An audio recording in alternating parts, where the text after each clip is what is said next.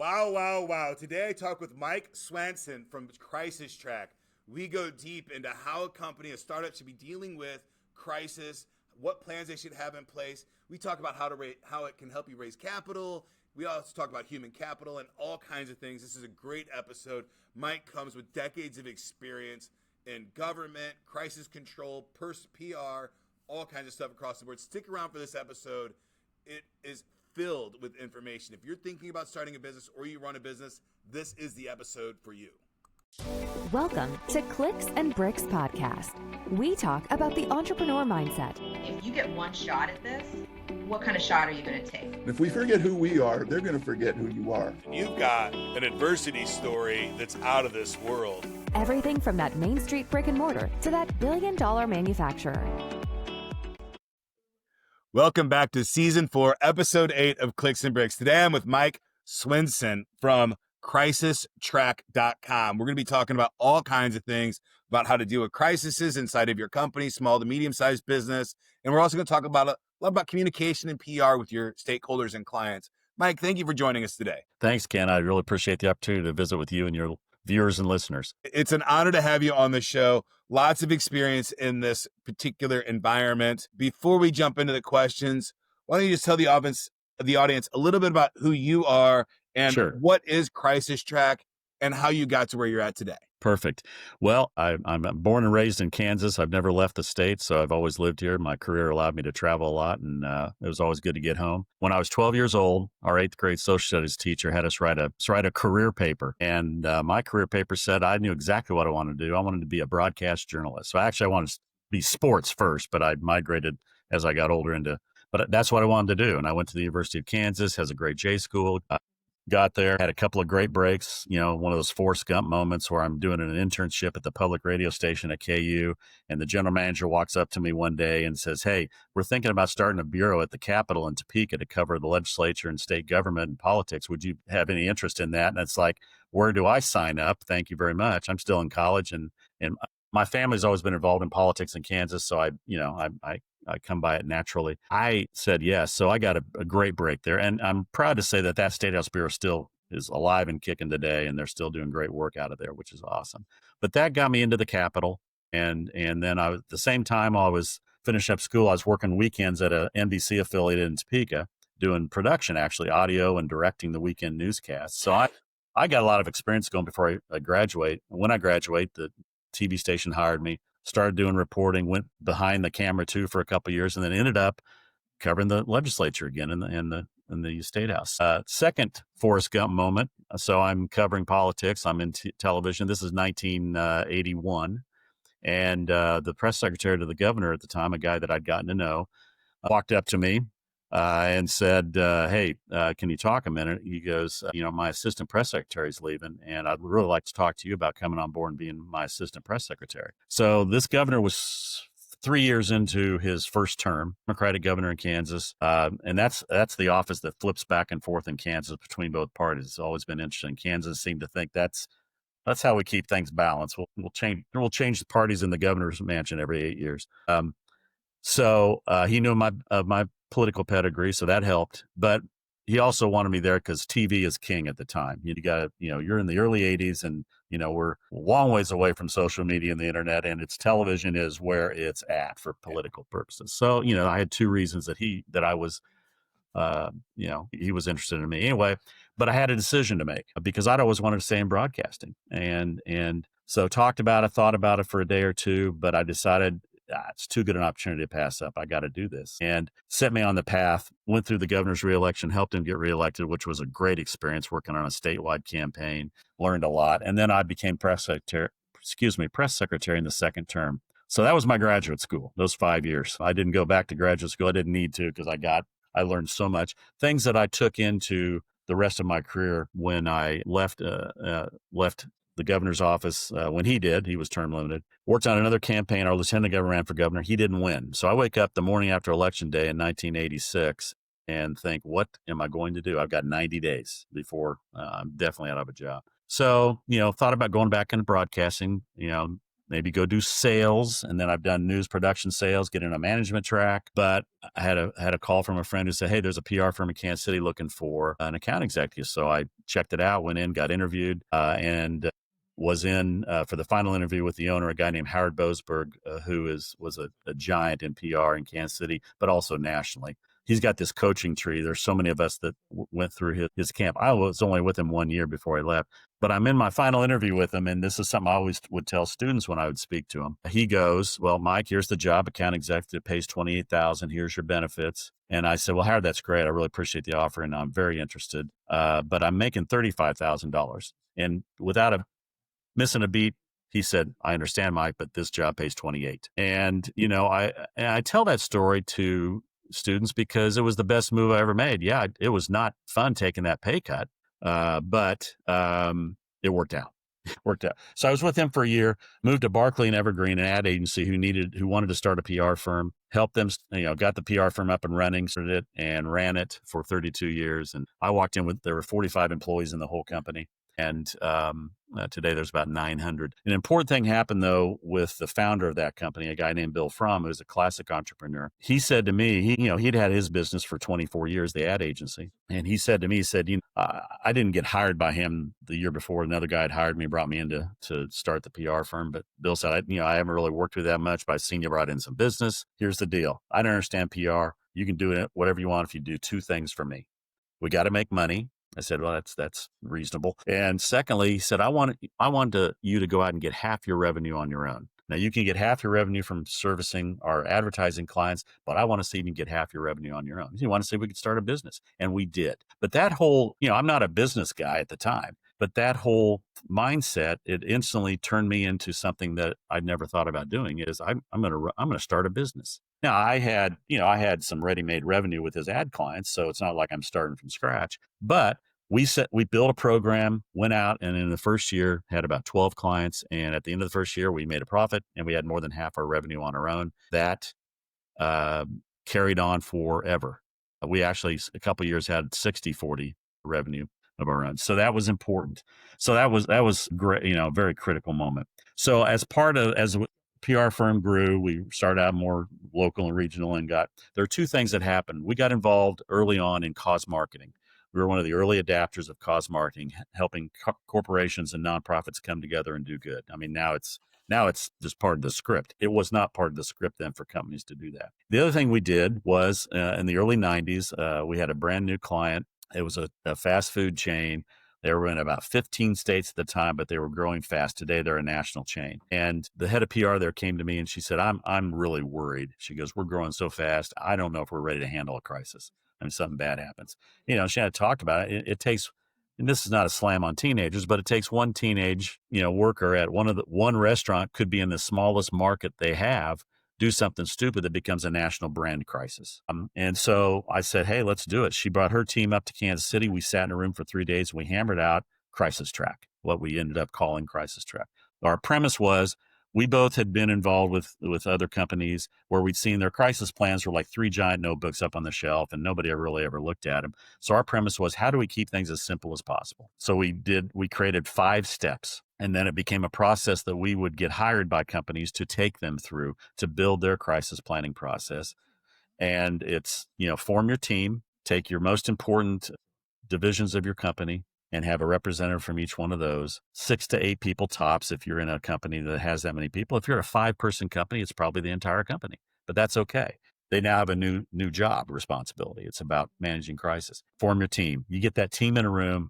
And this was always the most eye-opening thing, Ken. I would say, okay, now everybody come in. Your homework assignment before we start this meeting is you got to come in with your list of risks. What do you think can go wrong? You would bring your list in. I bring my list in. Some things would overlap, but inevitably, and it happened every time we did it. I'd say to one of yours, Ken, God, I never thought about that.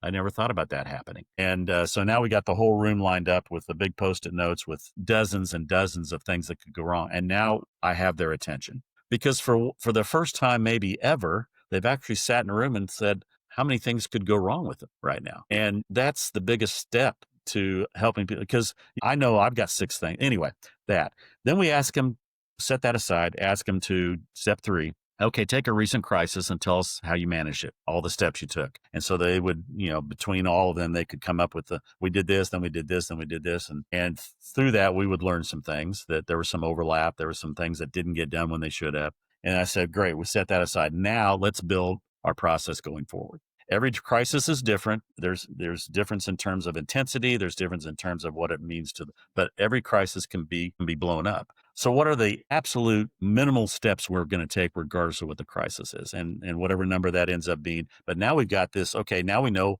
what we're going to do from the moment we hear it. Next step, fourth step. Now we go back to our risks and we create, and we didn't make them do this. We made them do about 3 or 4, but let's create 3 to 5 key messages for each risk. So pick one off the wall, and they'd pick one off the wall because I wanted them to get the understanding of what you do when you're building a key message. And then we go back and do all the rest and then come back to them in a few weeks and then the fifth step is who's your spokesperson going to be? And it's got to be, there may be an obvious choice, there may not, but it's got to be somebody who most importantly wants to do it and is capable of doing it.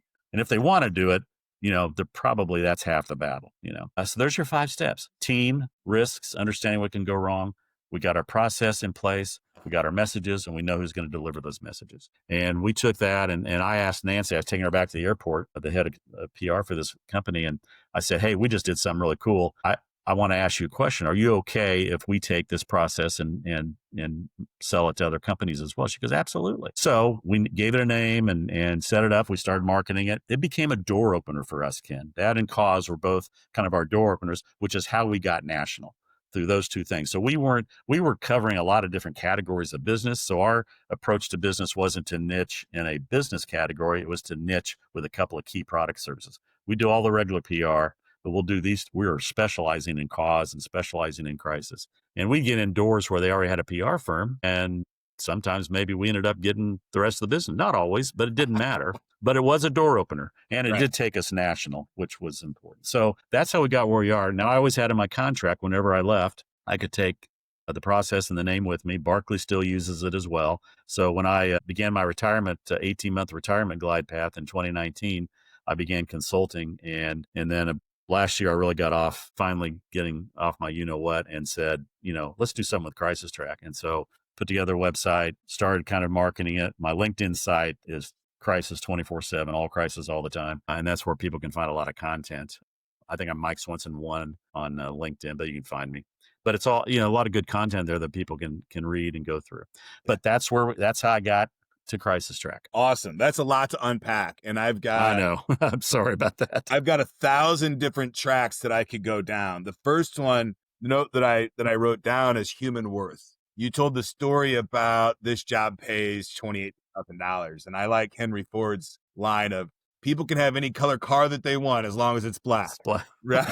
And that's what it is. But I wanted to talk about, the world's changing right now. There's a lot of young people out there. And for some reason, a part of my audience is young entrepreneurs that are just getting started because I don't know why I resonate with them, but I do. So I want to give them as much value as I can. If you've got a job, and it's a job, something you're not creating, the money that pays that job has nothing to do with your human worth, right? It's the job's worth. And you're trading your time for labor right now. And that's an education that you're getting paid for. That's how you should look at that. You shouldn't look at it as, oh, the man's keeping me down by not paying me enough. You're getting an education and you're getting paid to get that education. That's the mindset that you should have when you're taking these jobs that can catapult you up and get you experience and get you exposure, right? I see so many kids that are, they think, oh, they're only paying me minimum wage. I'm only going to give them minimum wage output.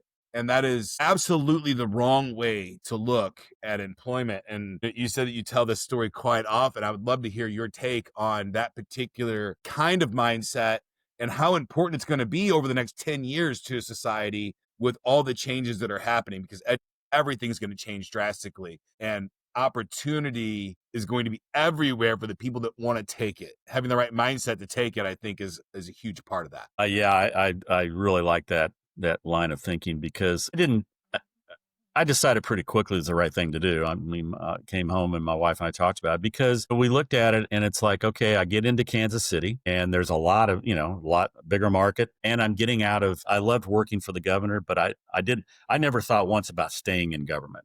or like working with somebody. And I saw a lot of people do that. They just kind of migrated over to the next thing. I didn't have that desire, which was important. So then I saw this as, and I began to understand early on, I think this gets to what you're saying, is the education thing is, I was in that job for maybe a month, and I started realizing that the 11 years I had as a broadcast journalist and as press secretary to the governor, I had picked up skills that I really hadn't thought about, and now I was applying them to doing public relations for Breck Shampoo, Combat Pest Control, and Pine Sol. Those are my clients. And you think, well, God, you're a press secretary to the governor, one of 50. But yeah, you know what?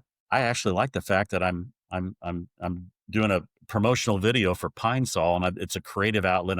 We're coming up with some funny stuff and all that. Yeah. And I was only there for 11 months before I moved over to Barkley. And, but you're right. In that 11 months though, with Howard, I learned that I knew stuff that I didn't really realize I knew, and how I could then apply it to all kinds of things. Yeah. And so it was a total education. So, and you know what? 6 months in, he gave me a raise and a promotion. And then I left him in December. But I think people just need to understand. And when I would tell, the reason that's why I told that story is because you sometimes got to take a step back in order to get 5 steps forward down the road. And that's exactly what happened to me. Absolutely. And I don't tell this story very often. I don't think I've ever told the story on camera, actually. When I was 25 years old, I had the opportunity to start the company that I'm currently the president of, that gives me the opportunity to do everything that I get to do. But to do that, I had to not get paid for, I didn't know how long I was not going to get paid. But that gave me the opportunity to build the infrastructure for wonderbread.com and twinkies.com and those giant brands. And it was just so much fun to work on those kinds of things in the early 2000s. And, I don't think I got paid for probably 3 or 4 months. I had to work, and I literally slept in the office in the hallways, right?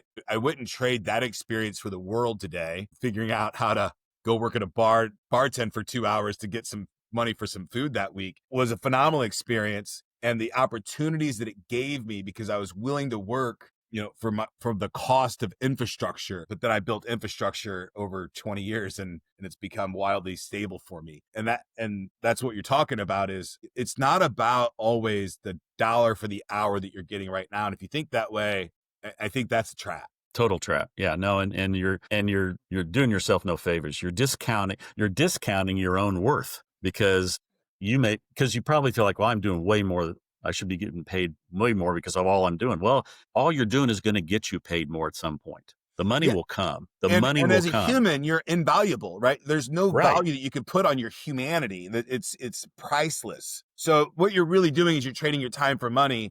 And if you're getting an hourly wage, you have a ceiling. If you don't have an hourly wage, you remove the ceiling. And living a life without a ceiling is so much better than living a life with a ceiling. Absolutely. Unfortunately, if you have a ceiling, you also have a floor. And as an entrepreneur, you don't have the floor. So sometimes you sleep in a hallway. Sometimes you got to bartend for a couple extra bucks. But you can make it if that's your mentality. I think that's so important. You had said something earlier about, go and earn. And I'm going to tie 2 pieces together. Go and see if you can go get your own revenue in. And that's kind of earning your keep. But then you said something towards the end, and I want to couple those 2 things together. Earning your keep and owning your intellectual property. If you're doing something in a startup, which is what you were able to do, which I think is brilliant, right? You had a boss come to you and said, hey, can you earn your keep? Can you go out and bring in your own money? And you said, sure. But something clicked in you to said, hey, we need to write a contract, and I need to own this intellectual property so that I can do it other places as well.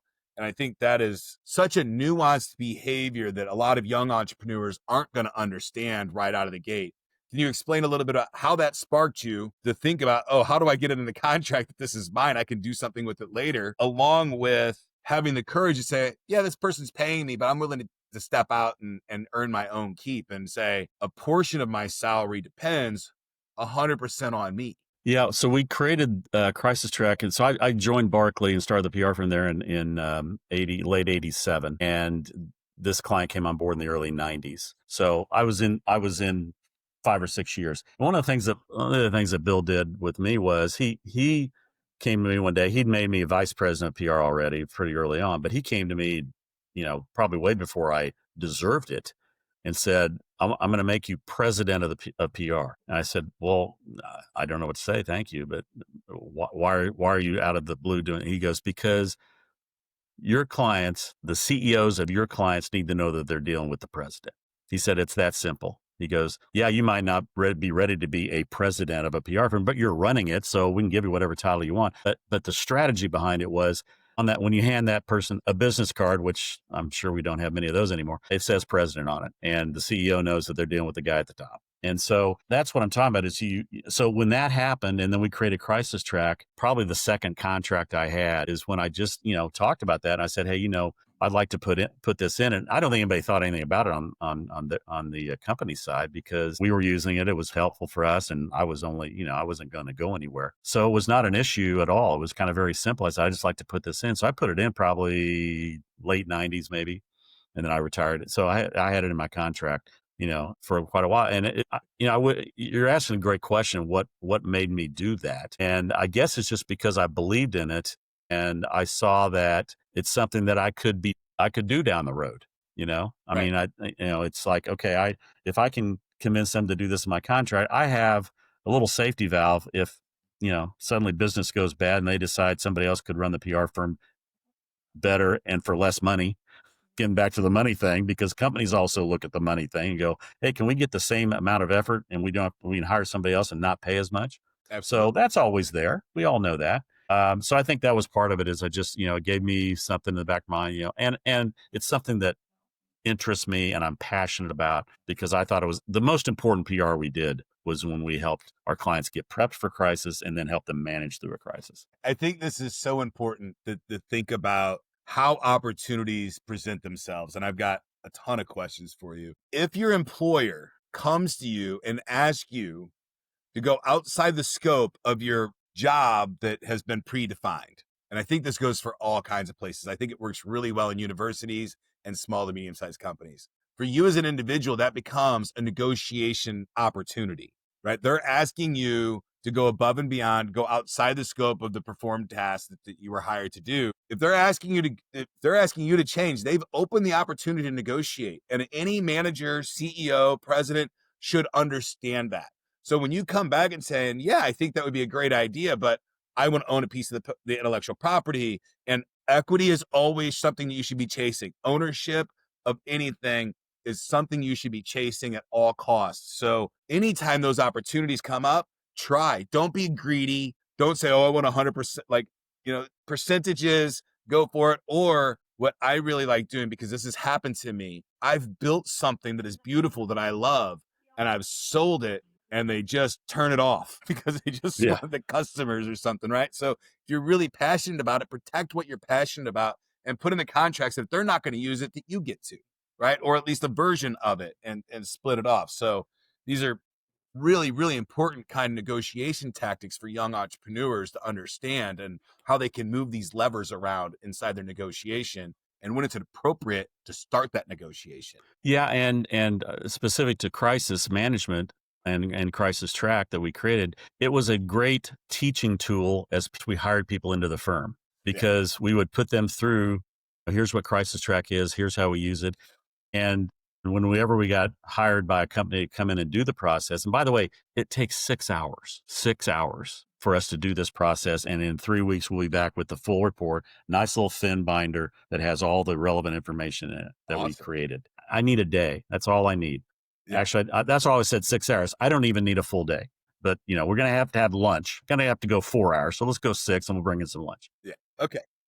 So here's the deal is it was a great training thing because then we're not just talking to our folks coming in that we're hiring about PR that they kind of think they're coming in to do traditional PR. It's like, here's something really important. And here's the process we use. I would always take one of the younger folks with me to do the notes and do everything. And that way they saw the process and they learned. And they learn an aspect of PR that I don't think sometimes a lot of firms do. I do want to get into the nuts and bolts of cause marketing, risk analysis. But before we get there, I want to go back to when you were talking about the title president and you didn't feel like you were ready for that. This is important. Imposter syndrome is just another word for anxiety management, I think. But it's real. It's out there. It's something that people are dealing with. And I've dealt with myself. for a long time, I wouldn't call myself an entrepreneur. I don't know why. I considered myself an operator, a business guy, right? And that held me back. Not owning the titles that I've had in life have held me back throughout my career. So I just want to talk a little bit about stepping into that role as president, because you didn't feel like you were ready, but you had to step into it. And I'm sure that there were moments. I mean, even before you stepped in, you said, I'm not ready. Even today I could sense hesitation from your past hesitations that you weren't ready for it are still coming through today. And we're old men that have been through this, through the grinder. I'm positive of that. And these kids are coming through this now, 30, 20, 30, 40 years old men and women. What advice do you have when you're stepping into a role that you don't feel like you're ready for? And anybody that's watching, I can promise, if you're doing that, you have to accept the title fully or you're not going to execute it properly. So how do you step into that role when you don't believe that you're ready? The point that Bill made to me is that you're doing it already. And that's what helped me kind of click pretty quickly is this. He's right. It's just a change in a title. I've been running the PR firm for 7 or 8 years. I've been building business. I've been getting half our business on our own, and it's working. And we're starting to create, beyond regional PR firm into national stuff. So I was already doing it. And I'm not sure why I didn't think I was ready. I think that's the interesting thing is why wouldn't you think so since you're doing it? And so I guess to somebody who's sitting there about to be promoted or they know that it's on the way, and with the promotion obviously comes responsibilities. I already had those responsibilities, but most of the time promotion means you've been doing great at this. You now have to keep doing all of that. Plus we now want you to do this. And so that's what you're talking about. Is you've got to embrace the fact that, okay, I'm going to get a better title. I'm likely getting more money or getting some other perk that I haven't gotten before. But in exchange for that, I've got to accept full responsibility that I better figure out how to do the things that somebody else had been doing that I was reporting to. Now somebody's reporting to me. And that's also part of I think the interesting thing for people to think about as you're moving up the ladder is the moment you get up to a point, you keep moving up, you now have people below you that you're now, quote, managing or working with, or however you want to put it. That's something hard to embrace too. And what I think, I'm sure you've seen it, is sometimes people got promoted too fast because they really weren't good at managing people. They could do the work. They were great at the work, but now it's like they didn't know how to delegate, or they didn't know how to, and so they would just step in and take care of everything. And of course, then the people below are getting frustrated. Wait, I can't learn anything if you keep stepping in and just doing it. Yeah, so embracing a bigger title and embracing a management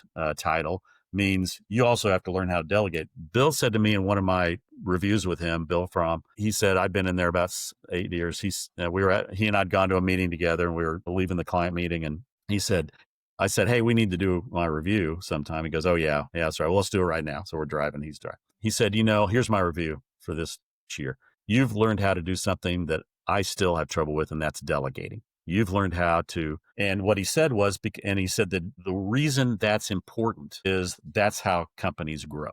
That's not just how people grow, but that's how the company grows. Because if we have more and more people understanding how to do the right work at their level, but also they're being challenged, because even without a promotion, I may say, hey, I need you to help out on this. They've never done it before. Well, what do you want me to, here's what I'm looking for. I need you to go do this. And that's something that maybe I was doing, but I didn't want to do it anymore. Or more importantly, I want them to do it and learn how to do it. So that was an important moment too, when he told me that, because it's like, it reinforced to me that it's okay to delegate. Sometimes delegation, people think, yeah, you're shirking your responsibilities. That's the job of a president. Right. So yeah, and I've seen it. I've done both sides. I've done it both ways, and I've seen it happen both ways. And the both ways that I'm talking about is, oh yeah, I got the promotion because there was nobody else, and promotion by default. And we used to have this term for system admin by default, right? Sad. So sad that happens. And that mentality, you do not perform nearly as well as when you come in and you say, I'm a system admin, or I am the president, and you own that role. Because whenever you own that role and you understand what you need to do to execute as that role, you perform it so much better, because you know what you're doing, and you're not questioning yourself when you're making those decisions, because this is what an entrepreneur does. This is what a president does. And you move forward with that, you own it. So when you're making really, really challenging decisions, scaling up, scaling down, exiting the company, selling it, merging, right? All of those things, the emotions are super high. Yeah. And being able to act like the role that you are and just understanding that helps you move through that so much better instead of being wishy-washy on who you are, what your role is in that job. It's so damning. Gotta Moving on to cause marketing. Work with confidence. Work with confidence, Even if it's wrong. I'd rather be confidently wrong than wishy-washy right. Totally agree. And I'm sure we both have been. Yes. I'm confidently wrong all the time. It's okay. I lick my bruises, I lick my wounds, and I move on, right? It's just what it is. Cause marketing. I was watching an interview with Damon John the other day, and one of his largest investments was a sock company that for every pair of socks that you purchased, they bought a pair for the homeless or somebody in need. And he was talking about how nobody else was interested, and it was the first time that he saw cause marketing really in effect. And it's one of his biggest investments off of Shark Tank is, a sock company that is cause marketing first. And this is a huge thing that's happening in our community now, at least in America, from what I can see. And as we move forward with AI, robotics, and everything else that's happening in our planet, I think cause marketing is going to be a much bigger thing than it is today. As intelligence and labor gets democratized, people are going to want to care about others more, I think. So I just want your take on, what is cause marketing for the people out there that are watching? What are ways that somebody can implement that into their company? With tracking these things can be challenging, right? Is where a lot of people fall apart, I think. So just your riff on what is cause marketing? How are some ways that you can implement that? What was it that brought your team to understand that cause marketing was a way forward? So one of the things I did early on when I started the PR firm was one of the things I learned at the Boasberg Company for 1 year there. They were part of a global PR network called Pinnacle. And I learned there were a couple others. So a few years in after we had the PR firm up and running, I thought about that and looked at the networks. Well, there was a Pinnacle network had Boasberg in Kansas City, and so had somebody else. There's a network called iPrex that didn't have a Kansas City partner. So we reached out to them and said we would love to become a partner. iPrex went through their process. They sent people out to interview you and see everything. So it's a good vetting process. And we became the Kansas City partner in iPrex, which today is like 100 firms on every continent. It was on every continent then. It just wasn't as big, about maybe 60 firms when we joined. Here's the reason I bring iPrex up. So one of the people in one of the companies in iPrex was Cone Communications, Carol Cone in Boston. And Carol Cone is, I don't know if she likes it or not, but she's been referred to as the grandmother of cause marketing. She was really the first person to kind of step in and say, to companies saying, you want to do some good PR, let's go find you a nonprofit partner that you can do some work with, a program with, to help them raise their profile and raise dollars for them and find volunteers. And in return, you're going to grow that, what I like to call the savings account of positive credibility with your audiences and the public at large. So got it going. So I was in a conversation with her at one of our meetings. And I just, probed really deeply, and I said, this is something that just seems right. And she said, well, then you should should get into it, And here's someone who's basically asking for competition, which is an important point for people to think about in business. Is just because we're trying to beat each other's heads into the wall in a business factor, we're also going to do some things that help. One of our clients used to say, I don't want to get 80% of the business. I want to grow the category. Well, I'll get my money if we just grow the category. So she's saying that to me. So I come back and we kind of start thinking about it. We had a local program that we were doing that I'd never thought about as cause marketing, but I came back and said, you know what? We're already doing it. It was just for a local client in Kansas City, but we partnered them with a cause. And I said, God, we're doing it. Okay. So how do we replicate it? So we just began that process. A couple of years down the road, we'd been working and pitching Lee Jeans forever. They were based in Kansas City at the time, one of the big jeans brands, and they wouldn't hire us for traditional PR. We pitched them, but then they called up one day and they said, look, we got something we want to talk to you about.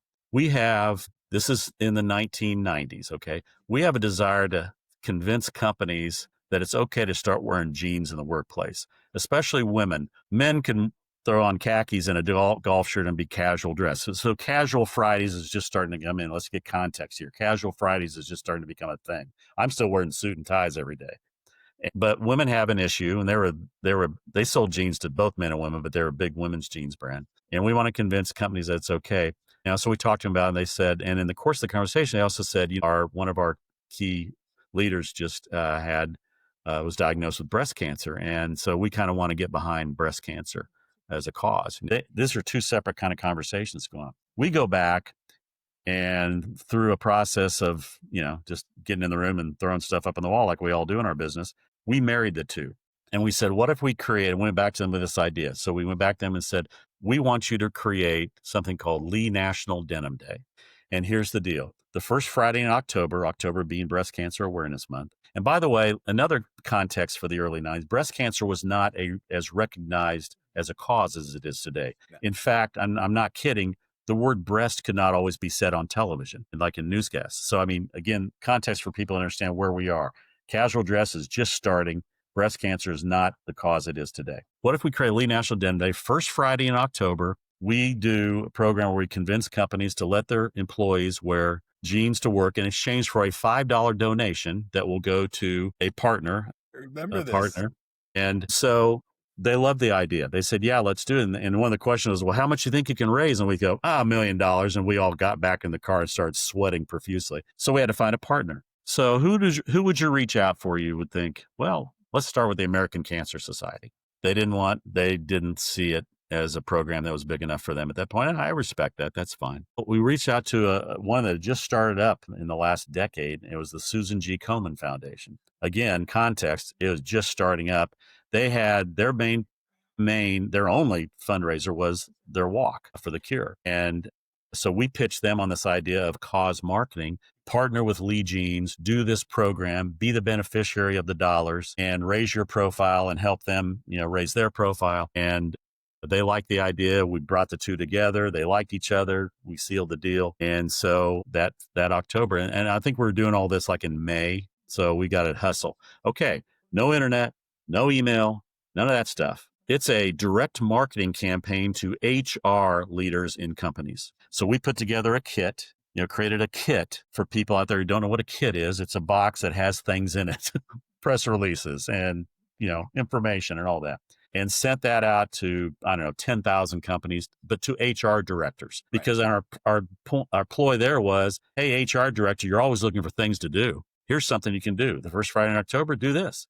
And we had a huge response early on, so we felt good about that. So that worked. Lo and behold, Denim Day comes and goes.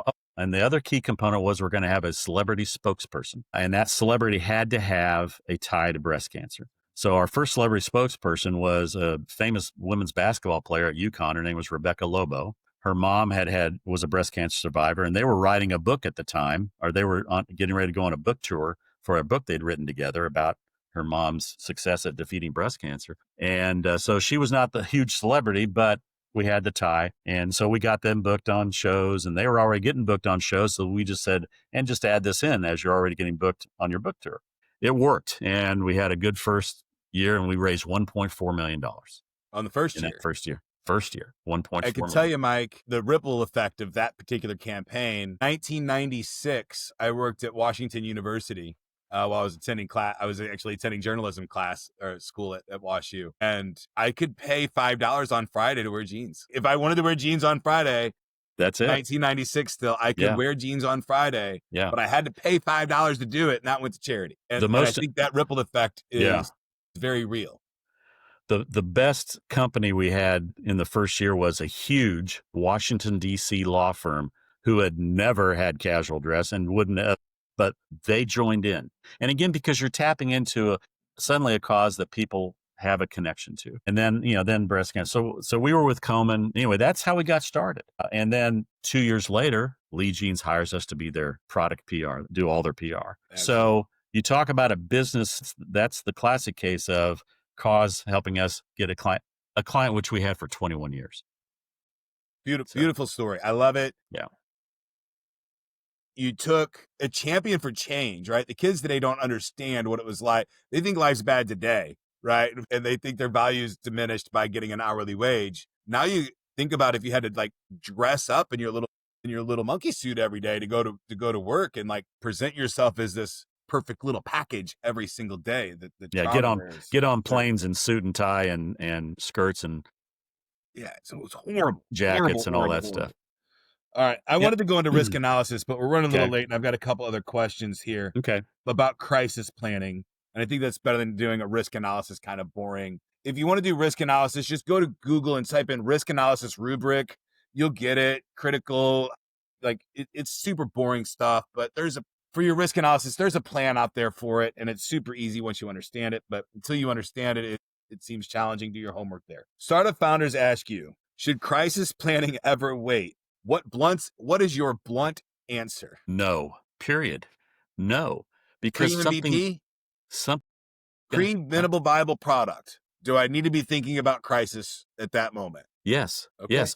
You should not, you shouldn't start your company without thinking about what can go wrong and am I going to be ready to handle it? Because here's the deal. We invest all of this money and time and effort into promoting our company's mission and products and services and whatever it is we do. And we spend a lot of money, hundreds of thousands and millions of dollars to promote all this. And if something bad happens and you struggle in the first 6 hours of the crisis to figure out who should be in the room to help manage it, you are you're now, and I like to think of the savings account I mentioned earlier. So all this promote positive stuff we're doing builds that savings account with our audiences. And we're going to use that up in a crisis. Okay. So is yours this big or is yours this big? And if it's this big and you have no plan in place, you're using it up fast. I can't stress enough that it should be part of the original business plan. Okay. There should be a segment that says, okay, let's talk about how we're going to manage crises. And that's where Crisis Track comes in. I'm laying it out for you. There's 5 things you need to do. I'm going to challenge you a little bit here. Okay, good. So I've got a really good friend of mine who's the president of a manufacturing automation company. And he says, we talk quite a bit.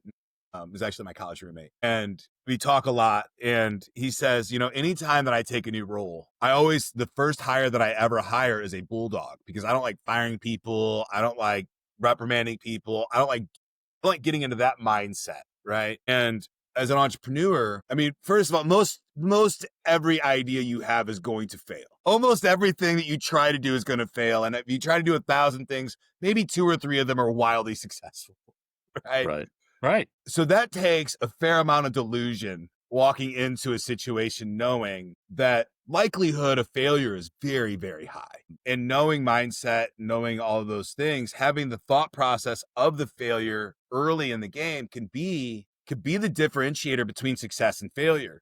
So how does an entrepreneur, especially in those early days, walk in, have all these grand ideas, and he's got to push forward, but does he just say, screw it, I'm going to hire someone to think about my risk and remove that from my thought process? Or should he or she compartmentalize at least some process in their own mind to be thinking about that? I think I lean on Delegate completely there because I know how important mindset is, but I'm super curious to hear what you think about that. No, I agree. Like I said, even if you're a 5-person company starting out, yeah, the CEO should, for example, just one narrow piece of the crisis planning, the CEO the head of the company should never be the primary spokesperson during a crisis. You delegate that. So to your point, yes, you should delegate, and the head of the company should not run the crisis team. They appoint somebody to run the crisis team. I'm the face of the company. It's my baby. I started it. Why can't I be that person?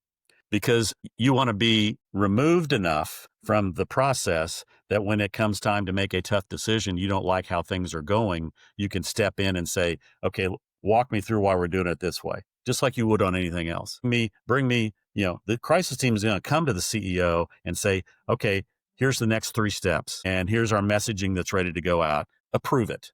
And they approve it. That's their job. They approve it. And if we're at a critical juncture in the crisis, so we actually need you to be the spokesperson now, because every so often during a crisis, we need the head of the company to step out and say, this is a top priority for us. That's no matter what other words they're saying that underneath. I'm on top. I'm on top of this. We're on top of this. We're fixing it. It's a problem, yes, but here's what we're doing to fix it. We've made this much progress so far. We got a little bit more progress to make. And then Then we sell the CEO, go back in the office, and the regular spokesperson handles the day-to-day updates. Right. So why would you want to run the crisis team any more than you want to run the marketing team or run the legal team or run the HR I team? don't know why we want to do the stuff that we want to do, but we want to. So, and I it's know. hard. It's It's hard to true. let it go, It's right? true. This is your baby. It's something you built, right? And you think that it's Yeah. your responsibility. Mike, we're going to be wrapping up here pretty quickly. So I've had the benefit or the misfortune, I'm not sure which one it is, to be involved in multiple SOC 2 SAS 70 audits. And these are audits that if you're not familiar, when you provide services that have significant financial impact to your customer, you have to do what's called a SOC 2 report, and it's extremely tedious. And you've got Sarbanes-Oxley if you're doing business with publicly traded companies, and you got PCI, which is credit card data, and HIPAA, which is medical data, and all of these things. And you talk about crisis and having a plan for a small to medium-sized business. And that sounds expensive. How does a startup afford something like that? Well, right now they can have Crisis Track at crisistrack.com. I've done 9 videos, which lays out in detail how to build your crisis plan. And right now they can get it for under $1,000. $1,000, and they can have their crisis plan. $1,000 in 6 hours of their time. Yeah, they have their crisis. They can do it themselves, and if they need help, they can get me on a Zoom like this, and I can help them walk through some stuff. It's that simple, and it's half price. It may not be half. It might be $2,000 eventually. So everybody needs to know that's the price point. But I'm not in this to make a gazillion dollars. I've got all the I'm comfortable. I'm ready to go. I think the beautiful thing about 2025 is that you can have a product that's $1,000. You only need to sell 20 a month, and you're fine. Like, it's pretty good. Yeah, right. It might stay $1,000, but it's $997 to be entirely precise. Right. Great price point, especially for startups. Right. Right. So right. What do I get? Like, I'm a big fan of deliverables. Like, I spend my $1,000. What do I get back in my hands? What do I have at the end of that $1,000 in 6 hours of my time? The primary thing is there are 9 videos that I've done. They're 15 to 20-minute videos each. So, and you can watch them at your leisure. So if it takes more than 6 hours, that's up to you. But again, in those videos, I walk through how you do all this stuff, how you can do it yourself. And it's so simple. That's just it. I mean, they can, we always facilitate it for companies, but they could put somebody in charge and say, okay, watch these videos and then take us in the room and take us through it. That's what you get. And then there's a lot of content on my LinkedIn page, which is of course open to everybody, but a lot of great content there and case studies and things like that, which can give people a sense of, what's worked, what hasn't worked, what are the things to think about. So in addition to the videos, everybody can just go to my LinkedIn. I'm not going to spell out the process there, but I have here. I mean, it's 5 steps. And again, if somebody wants to watch this podcast and go off and do it, thank you. You're making the point. And I'm just going to do a quick little commercial here for you, Mike. If you're still watching and we're toward the end and you're an entrepreneur and you're gung-ho and you're running, $1,000 investment into having a crisis plan. If you walk into an investor boardroom and you have a crisis plan under your deck, right? You've got your deck, you've got your pitch, you've got all the great things that you're going to do for these VCs or these investors or whatever. And they start looking at your company and they start vetting you and you have a crisis plan in place already. That investment is probably at that moment going to come back 10 to 100 fold because the VC is going to understand that you've thought about those things. You're not going to get them all. One of my favorite mentors ever said, Ken, don't worry about today's problems because there will be problems tomorrow for us to deal with. Right. I promise. So just get through it. Let's work on the problem that's right here for us right now. And then we'll work on the next one next. But having that $1,000 investment is so important. And if you go through that with Mike and you have your crisis track and you need help automating it, inlink.com would help you automate any process what's inside your business. And that's one of our sponsors. And I think it's really, really important. And even if you don't look at it as I might have to do this. If you're one of those entrepreneurs that's just pie in the sky running, it will be an investment when you go to raise more money for your company. Even if you're talking not traditional bank, if you go to a traditional bank and you're talking to them, you're going to have to pull that red book out and show it to them and see. They're going to ask you what happens if this, what happens if that.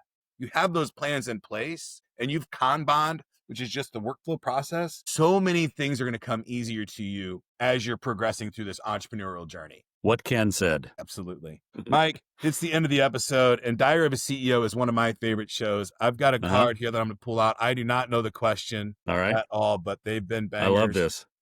this. I just hope I have an answer. This question comes from Richard Osman, and the question is, and I feel like you probably have some experience here already. How will you control your own greed? I think I do that through what I'm doing with Crisis Track, because I literally don't care about making money on it. I care about there is value, so I'm going to put a value on it. But more importantly, I want you to have the benefit of understanding a process that we've used for 30 plus years, and it works. Yes. And to your point, Ken, about walking in the VC boardroom, it's like, yeah, one more thing we have to talk about is we've already anticipated that obviously things are going to go wrong. And some of those things that go wrong may become public and we have to deal with them publicly. Here's how we're going to do that. So that's how I think at this point approaching greed. I think, 10 years ago, my answer might've been something different, but that's how I look at it now is it's not about me selling as much Crisis Track as I can so I can, go buy a boat or something. I want to sell as much Crisis Track as possible because I want to help people sleep at night. Yeah. 25 years ago, me and 3 partners got together and started the company that I'm president of now. And we sat down and this is after the .com bubble burst. And our mission was, let's build a stable infrastructure company that can feed us and our families for the rest of our lives, right? And that was our mission. It wasn't to get rich. It wasn't to do anything else.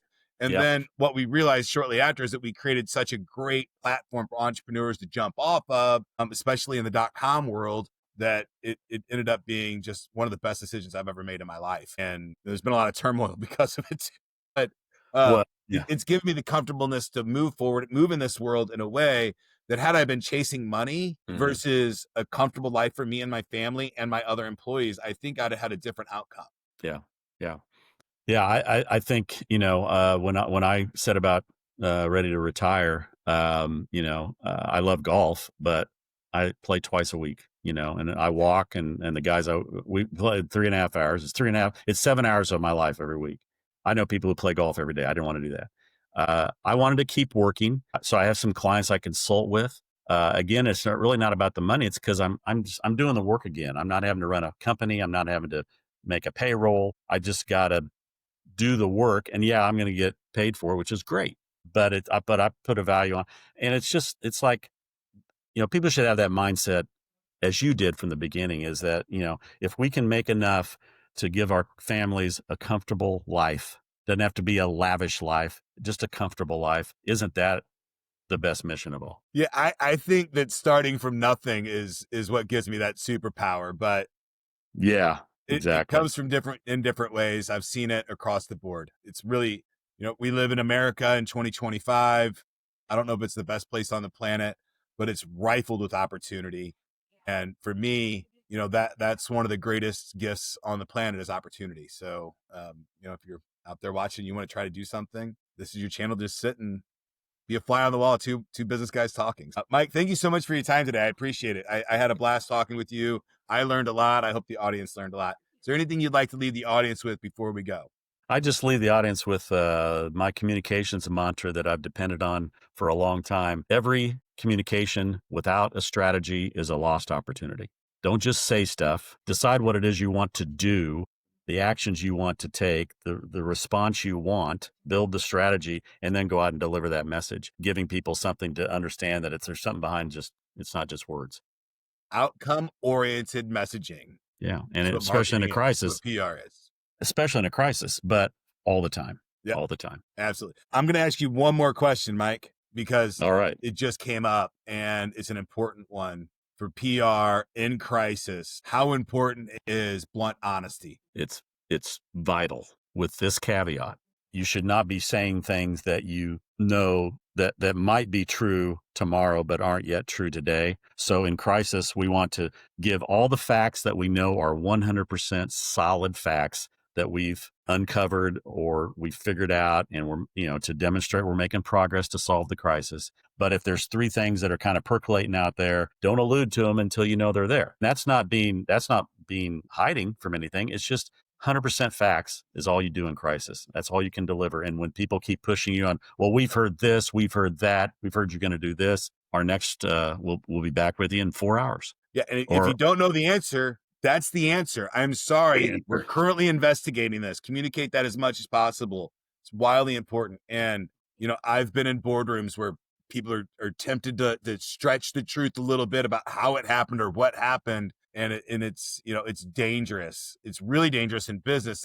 That could accidentally put you into insurance fraud, right? Like, yeah. Yes.